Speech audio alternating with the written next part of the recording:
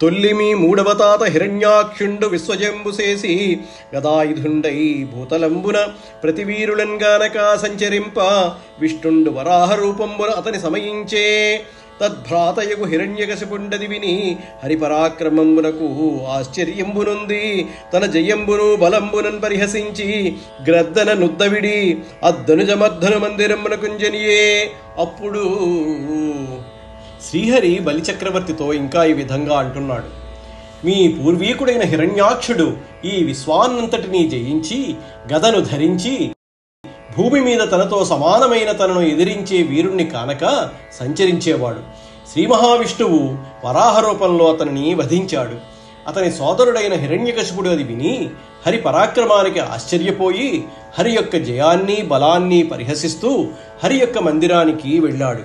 శూలాయుధహస్తుండై కాలాకృతి వచ్చు ధనుజు నింగని విష్ణుండు కాలజ్ఞత మాయా గుణశీలతన్ ఇట్లని తలంచే చిత్తములోనన్.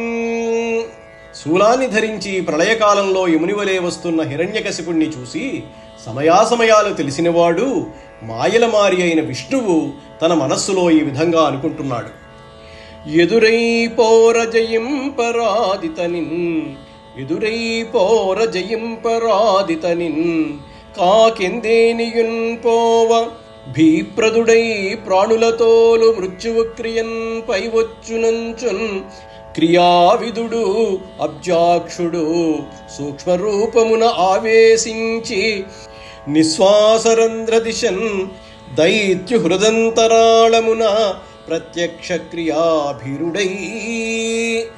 ఈ హిరణ్యకశిపుణ్ణి యుద్ధంలో ఎదిరించి జయించడానికి వీలులేదు. అట్లు కాకుండా నేను ఎక్కడికైనా వెళ్ళిపోతే ఇక లోకంలోని ప్రాణులపైకి మృత్యువు మాదిరిగా దండెత్తి భయపెట్టి పారద్రోలుతాడు అనుకొని విష్ణువు ఉపాయాన్ని ఆలోచించాడు. ఎదురుపడి ఏమీ చేసే ధైర్యం చాలక సూక్ష్మమైన రూపంతో ముక్కురంధ్రం గుండా హిరణ్యకశిపుని గుండెల్లో ప్రవేశించాడు శ్రీహరి. అంత దైత్యవల్లభుండు వైష్ణవాలయంబుసొచ్చి వెదకి హరింగానక కోపంబు మానక మిన్నుమన్ను అన్వేషించి త్రిదివంబున అరసి దిశలన్బరికించి భూవివరంబులు వీక్షించి సముద్రంబులు వెదకి పురంబులు శోధించి వనంబులు విమర్శించి జగంబున అదృష్టశత్రుండై మార్గణంబు సాలించి తనలో ఇట్లనియే. అటు పిమ్మట హిరణ్యకశిపుడు మందిరంలో దూరి విష్ణుమూర్తి కోసం వెదికాడు. కానీ హరి అగుపించలేదు. కోపంతో ఆ రాక్షసుడు విష్ణువు కోసం ఆకాశాన్ని భూలోకాన్ని స్వర్గలోకాన్ని గాలించాడు. దిక్కులను